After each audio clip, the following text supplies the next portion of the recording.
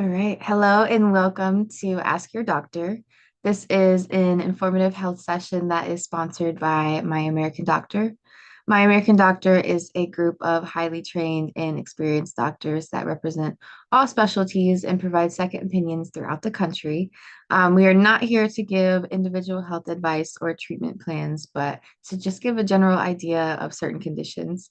If you still have questions or need further clarification, you can get in touch with us on our website at myamericandoctor.com, or you can go ahead and give us a call at 919-914-941-494 to book a second opinion consultation with one of our specialists.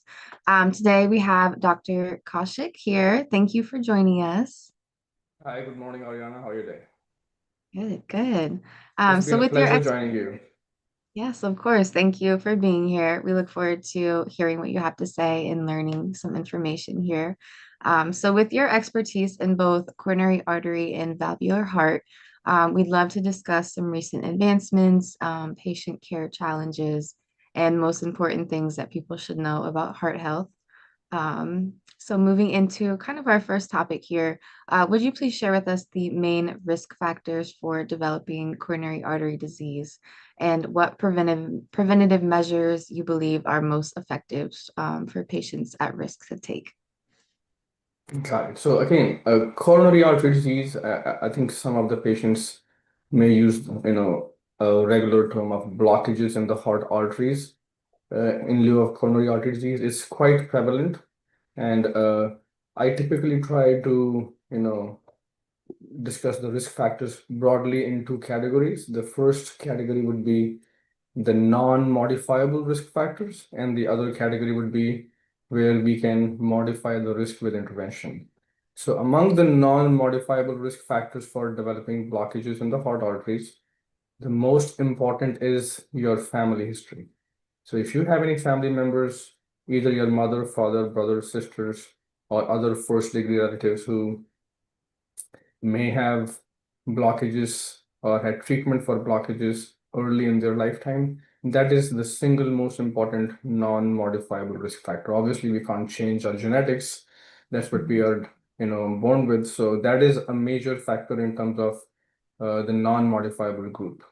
The modifiable factors where we can intervene to make some changes, the most important ones among those would be diabetes, blood pressure, cholesterol or other lipid abnormalities, and smoking. These are the four most important modifiable risk factors. And as I said, these are the kind of things that we can intervene on or make changes to reduce the risk of further progression or development of coronary artery disease. So stopping smoking, controlling your cholesterol or other kind of lipid abnormalities, either by dietary intervention or exercise, or for that matter, sometimes taking medications, controlling the blood pressure.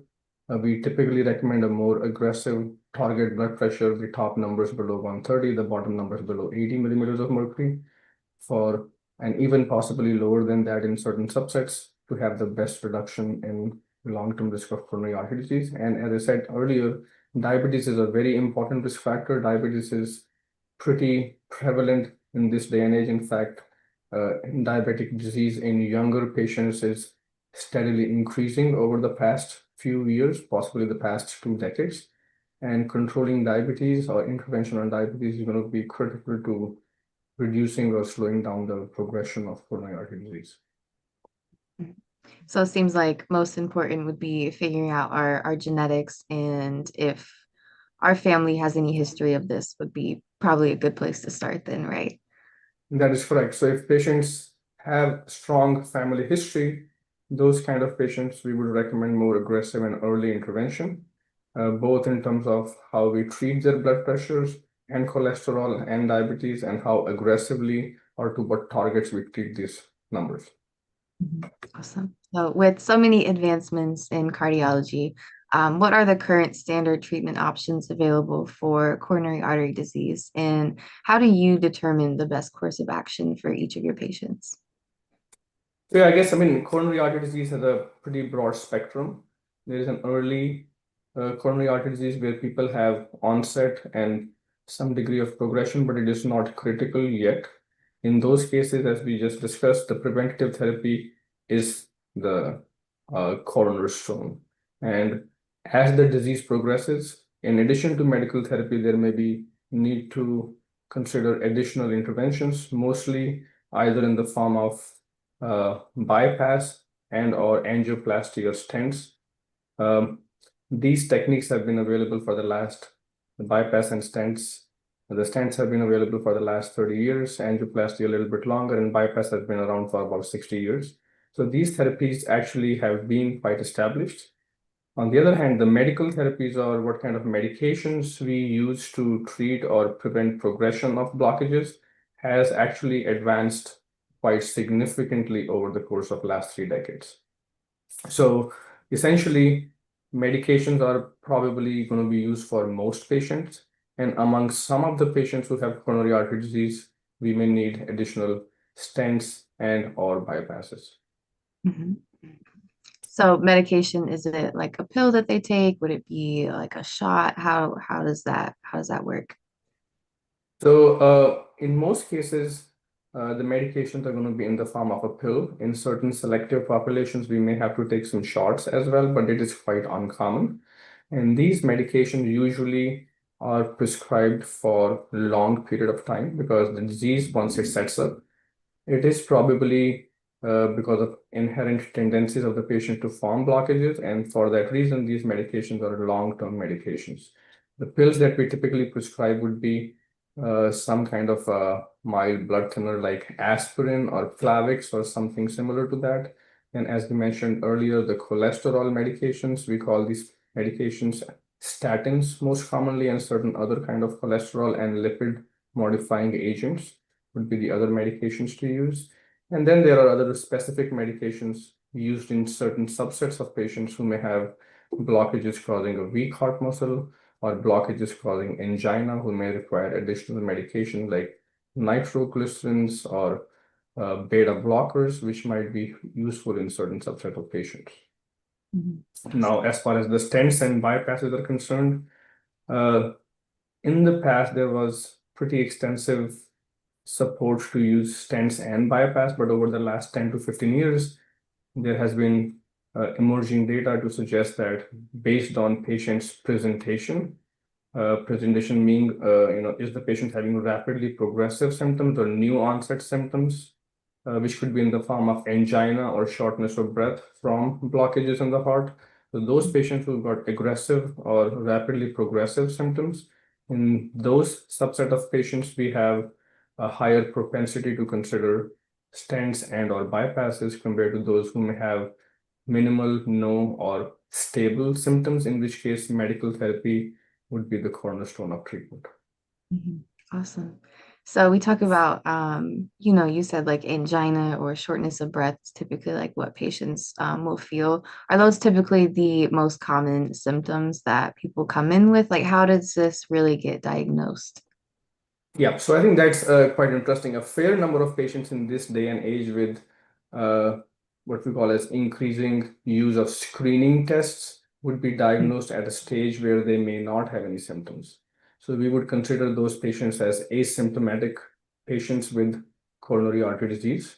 So these are the patients who, let's say, had a calcium scan or had some kind of stress test where they saw some changes, but they actually do not have any actual symptom, the most common of those being either chest pain, heaviness, pressure in the chest, burning sensation in the chest, shortness of breath.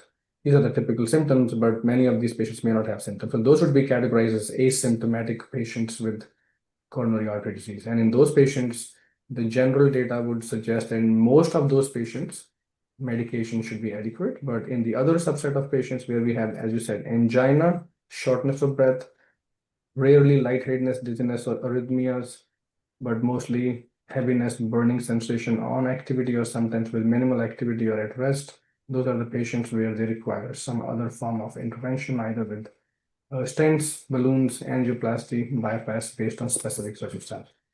Mhm. Awesome. So we talk about this medical therapy.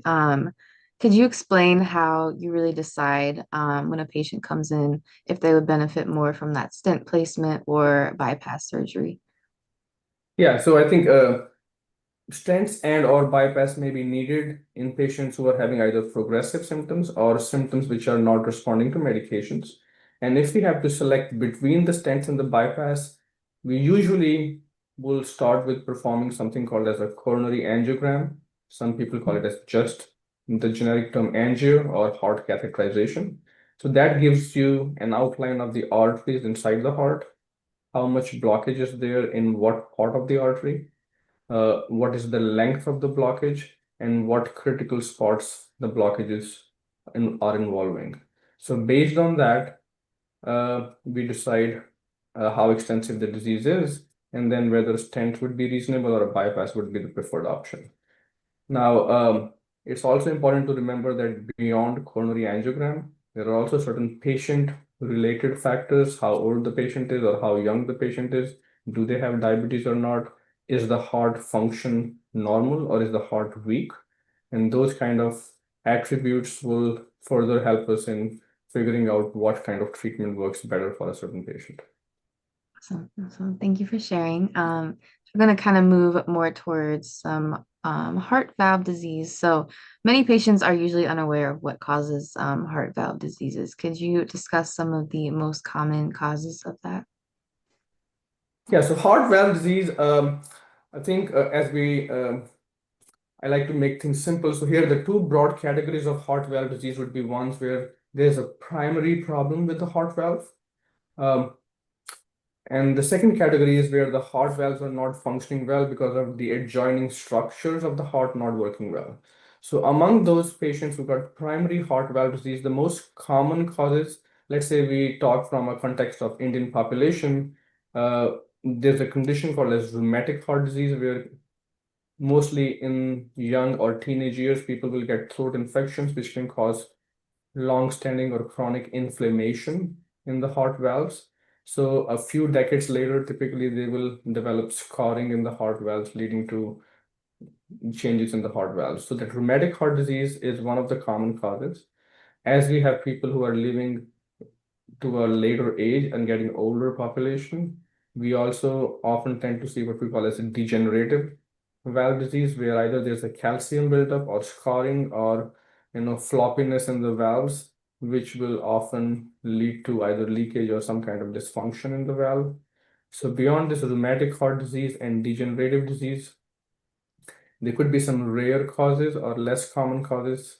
One of them is congenitally abnormal valve. People who've had radiation to their chest for certain kind of cancers can develop some long-term changes in the heart valves.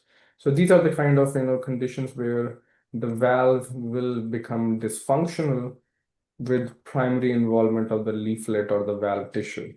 Now, the second subgroup is where the valve tissue or the valve leaflets are actually completely normal, but either because of increased pressures on the right or the left side of the heart, or because of weakness in the heart strength, or because of dilatation of heart chambers from things like heart rhythm issues, the valves will either start leaking or will become dysfunctional. So broadly, these are some of the causes of heart valve condition. And based on which subgroup are we talking about, is it a primary heart valve disease or a secondary heart valve disease, we decide how we treat those. Mhm. So they're treated differently then if they're the between those Yeah, so I two. think just like with the coronary artery disease, we have two, standards of treatment. Mhm. One that is predominantly focused on medications, and the other one which would involve more aggressive intervention, either with minimally invasive surgery or open surgery. So the kind of patients which might be better suited for medical treatment would be the ones who have predominantly secondary valvular heart disease, where there is an underlying issue like either previous heart attack causing valve leakage or weakness in the heart strength causing valve leakage or atrial fibrillation or arrhythmias from the upper chamber of the heart causing valve leakage. And in those kind of cases, we try to first address those underlying problems with whatever medications we can use. In addition, we would also try to give them therapies to either strengthen the heart, reduce the burden of atrial fibrillation, treat the blood pressure and see if their valve leakage gets better. These kind of therapies are more likely to work in these patients with secondary valve disease. They are also helpful in primary valve disease, but often those patients are going to require something additional or beyond just medical therapies. Mhm. Are there any like preventative measures that we could take to kind of, mitigate that risk of either the heart valves becoming weaker, or are there, yeah, anything that we could do kind of throughout our lives? Yeah, so I think valve disease is something which is a little hard to change the course of with intervention, or at least preventative intervention compared to coronary artery disease. The subsets where intervention may be helpful from a preventative standpoint is, let's say you have a blockage in the heart, you should try to do whatever you can to prevent damage to the heart, which can subsequently lead to valve leakage. Or if you have, let's say, weakening of the heart strength, then trying to strengthen the heart either with medication or whatever other therapy is available may prevent future development of valve leakage. If you have atrial fibrillation, sometimes early intervention in the form of either ablation or ablative therapies or maintaining the patient in normal heart rhythm might also prevent delaying the onset of these heart valve problems. When we talk about something like rheumatic heart disease, which is quite common in India, although compared to 2 or 3 decades ago, the frequency or incidence is coming down. We do still feel that there are patients who would benefit from what we call as prophylactic therapy with penicillin injections. These patients are given penicillin injections since the identification of rheumatic heart disease until at least they are 40 years of age or even later in their lifetime, so they do not have recurrent streptococcal infections in the throat, which can further progress or lead to the development of rheumatic heart disease. So these are some of the preventative therapies, but in those patients where the valve is already scarred or is structurally significantly damaged, preventative therapies are unlikely to change the, course of disease. You can still use certain medications like water pills or diuretics to reduce the probability of ending up in the hospital with congestive heart failure, but overall the condition will still keep on progressing in primary heart valve disease. Okay, awesome. Well, thanks for sharing those preventative measures. As we kind of talk about these therapies that are available here, these minimally invasive therapies for heart valve disease have definitely advanced greatly over the recent years. Could you share some insights about these therapies and for which types of patients or conditions they would be most suitable for? Yeah, so I think there's been a definite, I'd say substantial shift in the paradigm of how we treat valvular heart disease, at least in the Western countries, and specifically in older population, which is not best suited for open heart surgery. Now, we all understand open heart surgery has been the gold standard for intervention as far as primary heart valve disease is concerned, and still seems to be a better option in a fair number of patients. However, I think with the rapid pace at which the newer technology is changing in terms of minimally invasive therapies, I think there will be a fairly broad spectrum of patients who may be eligible for these kind of therapies over the next 10 years. So just to specifically look at patients with rheumatic heart disease actually often tend to respond quite well to not one of the newer but pretty established minimally invasive therapy option, which is what we call as balloon valvuloplasty. So patients with rheumatic heart disease can actually do quite well with the balloon mitral or balloon aortic valvuloplasty, often for extended period of time, 5 to 10 years, and they may get another procedure in 5 to 10 years if their anatomy is still suitable, and they may continue to respond quite well with these minimally invasive options. For those patients who got disease beyond rheumatic heart disease, those who have extensive calcification on the valves because of degeneration, or those who got leaky valves, we do have now options to basically replace all 4 heart valves with minimally invasive options. Starting from last week, we now have what we call as Food and Drug Administration in the US or FDA approved therapies for valve replacement minimally invasively for all 4 heart valves. In addition to valve replacement, we also have certain other strategies where we can repair the valve minimally invasively. And these procedures can often be achieved by just going through either an artery or a vein in the groin. with some large bore catheters or tubes, and those repair systems actually are quite safe and lead to much faster recovery than open heart surgery. Where we do not have enough evidence is the longevity or durability of this treatment, how that compares to traditional open heart surgery. So I think over the course of next maybe 5 to 10 years, we would have more data to see how these systems or how these therapies perform over 5 to 10 year timeline, something that we do not know of right now. There are certain forms of therapies, as you said, balloon treatment or edge-to-edge repair, which is often called by people as a clip therapy for a leaky valve. For those kind of therapies, we do have intermediate term data. But we like surgeries, we have data on surgical treatment for 15 to 20 years. We do not have that kind of timeline in terms of results from the trials that involve minimally invasive therapies. So at this time, we typically tend to reserve these minimally invasive therapies for patients who would be deemed as high risk for open surgery, or those who may be quite old and may not necessarily, I mean, somebody who's in their 70s to 80s who probably has maybe 10 years to live, in those kind of patients, rather than open heart surgery, possibility of these minimally invasive options is actually quite a good option, assuming their longevity is not more than 5 to 10 years at this point in time. But as I said, this is a constantly changing paradigm, and I think over the course of 5 to 10 years, where we stand on minimally invasive therapy relative to surgical therapy is going to change. Mhm. Yeah, so I do want to talk maybe a little bit more about these therapies that we could do. So the balloon that you spoke on first, could you kind of explain like how that works? Yeah, so basically the balloon valvuloplasty is typically a therapy which is reserved for especially rheumatic valve stenosis, where the valves become tight or narrow. This has been used in valves in multiple locations. It has also been used for congenital pulmonic stenosis, which often affects kids in their first decade of their life or early second decade. So basically introduce a balloon over a wire that crosses or passes through the valve, either in a mitral position or aortic position, pulmonic position, and then we inflate the balloon to open up a tight valve. And in certain properly selected patients, this therapy will open up their valve, take away the narrowing, and the patient will feel better if they were having symptoms from the valve stenosis in the first place. Typically, these procedures last for less than an hour, maybe 30 minutes in some cases, and are quite well tolerated in most patients, unless they have some underlying other additional pathology with the heart.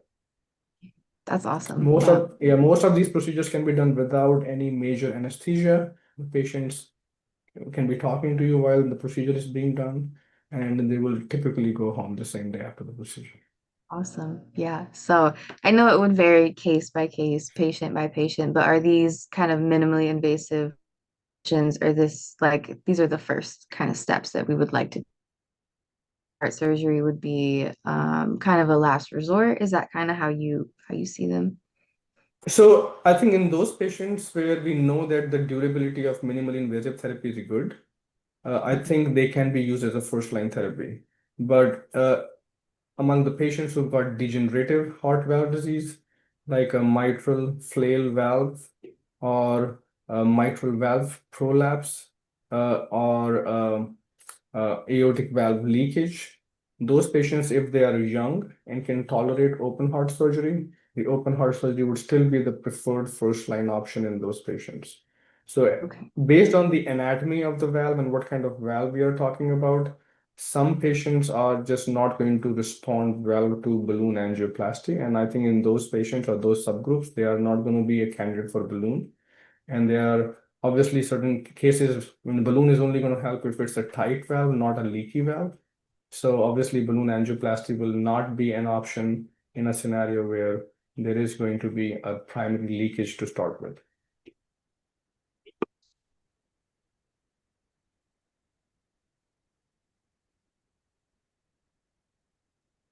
Did I lose you there, Ariana? Yeah, sorry, we kind of froze up there Yeah. first.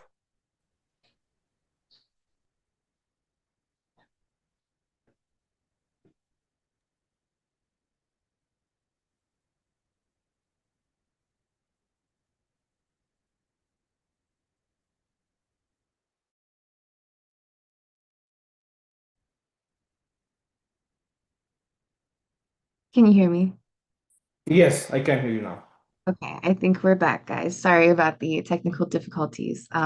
So looking ahead, after we're talking about these kind of therapies and everything, what are some promising innovations in management of treatment of coronary artery disease or valve disease that you find exciting? Okay, so let's start with the coronary disease. I'm actually quite excited to talk about some of these things. I think overall, if you look at how the era of bypass progressed, there are not a lot of technical innovations over there, other than the fact that we try to use mostly arterial grafts. In the field of minimally invasive disease for coronary artery disease, it was relatively stagnant for a period of about 20 years, but in the last 5 years, we have seen two major innovations that I'm quite excited about, and they try to address two specific subgroups which were very hard to treat in the first place, or we were having a lot of issues with managing these patients. One of those are the patients who've had significant calcium or calcification in the arteries in the heart beyond just a regular cholesterol. So cholesterol, if it stays in the heart arteries long enough, it will be converted into calcium. So often those patients who are in their late 70s or early 80s tend to have a significant amount of calcification in the arteries. And these are typically hard to treat both with the routine angioplasty and or routine stenting. Previously, the only option that we had available to treat these kind of lesions or blockages with minimally invasive option would be something called as a rotarouter or an atherectomy device, which would be rather complex. So one thing that has happened over the last few years is development of something we call as coronary intravascular lithotripsy, which is basically a way to say that we are going to use ultrasound waves to crack the calcium that is built up in the arteries inside the heart. So this lithotripsy system can be delivered just on a balloon into the arteries inside the heart. So for those patients who've got this toughened up or hardened arteries, which are hard to open up just with a regular balloon and or a stent, we typically will use this intravascular lithotripsy system to crack the calcium first and then place a stent so that the stent can expand better and can give us better long-term results. So that is one therapy that I'm quite excited about. The challenge with that therapy right now is I think it's quite expensive. Until there is more competition in the market, I think we eventually will see more penetration once the cost of the device comes down. The second um, treatment for coronary disease that I'm quite excited about, or at least there are some emerging data which suggest that they can be quite useful in certain settings, is what we call as a drug-coated balloon. This is a scenario where we use a balloon, but it has a special coating of a drug which will prevent re-narrowing or restenosis. In the past, the stents behaved better than just a routine angioplasty because there was a lower rate of re-narrowing with the stents. But sometimes, even with stents, people can develop re-narrowing. So you cannot keep on putting in multiple layers of stents in those people. We also do not like to put in long layers of stents or stents in small arteries because the durability of those is not that great.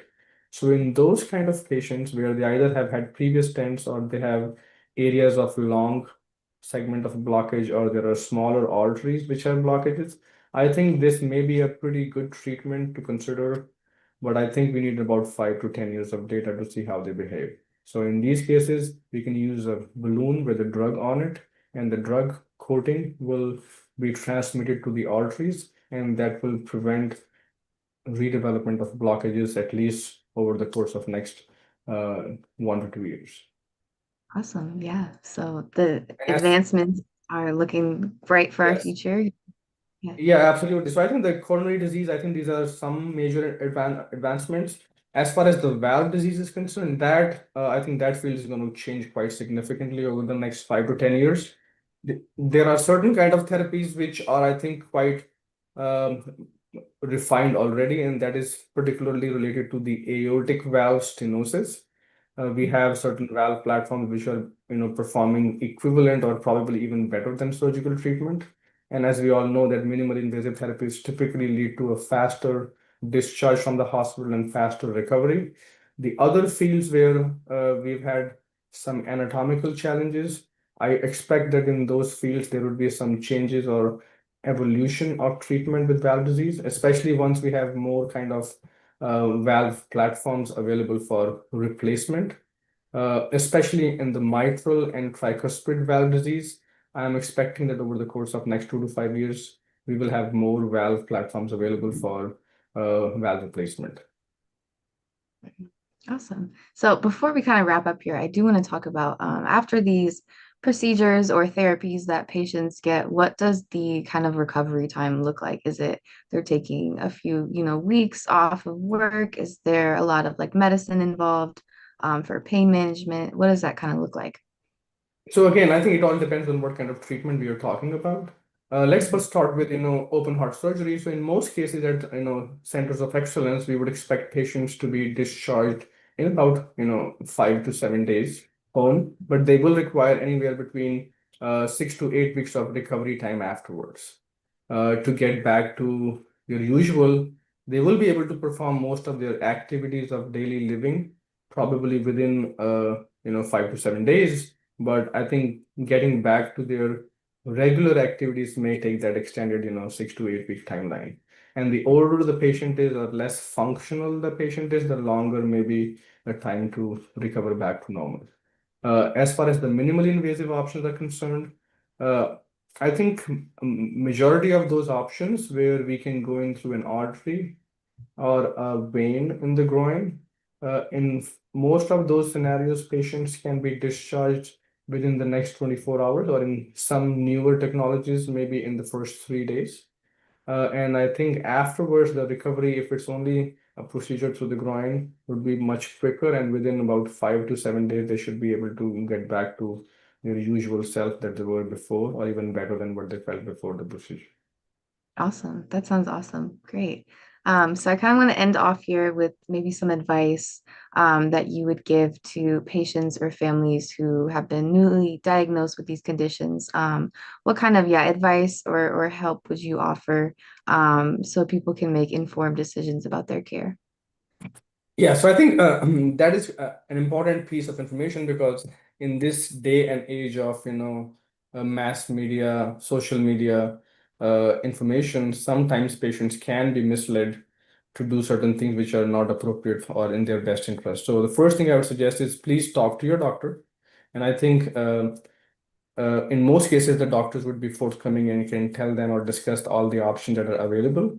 I think if patients have certain specific questions, and certain therapies are not available in, let's say, smaller towns, I think their physicians might be willing to refer them to bigger towns to consider these therapies if they think they would like to talk about those options. The second thing is specifically about coronary artery disease. We did mention about, what kind of patients can be treated with medications, which kind of patients need, stents or bypass. Most of those who have stable disease probably can be managed with medication, but that is not a decision that the patient should be taking on their own. It is always good to talk to your physician and let them make a decision what category of patients they belong to. Are they somebody who will benefit from stents or bypass, or are they somebody who can be managed without that? Um, it's never a bad idea to talk to your physician about what is the evidence that supports their decision when they recommend either a stent or a bypass, or if there is a confusion between the two. So I think most physicians would honestly give their opinion, and I'm pretty sure that if the patient has specific um, question about why that decision was taken, they should be able to provide them that answer. And finally, I think there are certain informations or posts in social media that you should refrain from, applying to yourself, I would say, because Yeah. they can sometimes not be evidence-based. So I think knowing what is based on scientific evidence is important, and I think your physician is in the best position to make that decision. Mhm. Yeah, I think that's a great point to make as we live in this kind of day and age where there's so much information available to us on Instagram, Facebook, these different platforms. And a lot of times we don't know what's real and what's not. So it's always important to kind of check with your doctors and get real, valuable information.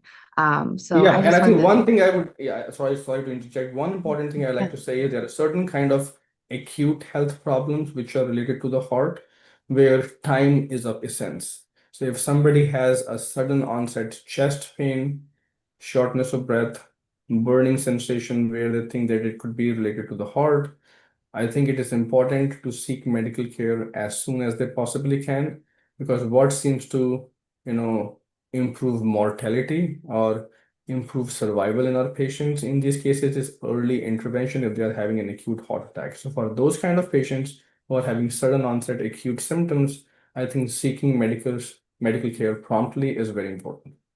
Mhm. Awesome. Well, thank you so much, Dr. Kaushik, for joining us today, providing us all this valuable information. I learned a lot. I'm sure our audience did as well.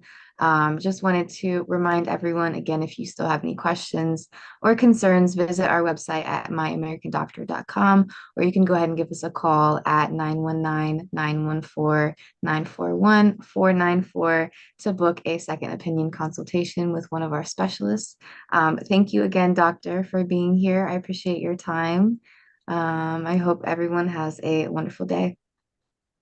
Thanks, Ariana, and I hope everybody has a very nice weekend ahead. Thank you. Thank you. Bye bye.